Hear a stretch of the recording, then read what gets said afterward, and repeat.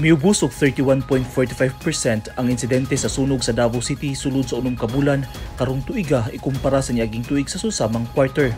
Sa dato sa Davao City Fire District, 496 ka mga fire incidents ang natala nitong bulan sa Enero hangtod Hunyo 2024, samtang anaa sa 340 ka mga fire incidents ang natala sa susamang mga bulan sa tuig 2025.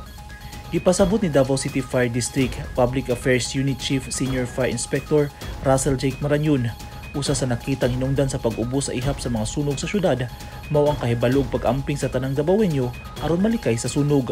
Comparison ni siya 2024 and 2025 from January to June last year aduna kitay 496 ka sunog, and this year 2025 January to June is aduna lamang kitay natala nga 346 something. So adunay pagbaba sa sunog nato, no?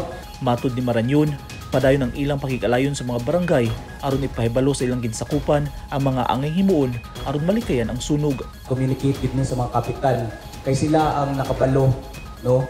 Do kami nagalibot ni sa mga AOR namo, pero mas nakabalo ang kapitan sa ilahang area.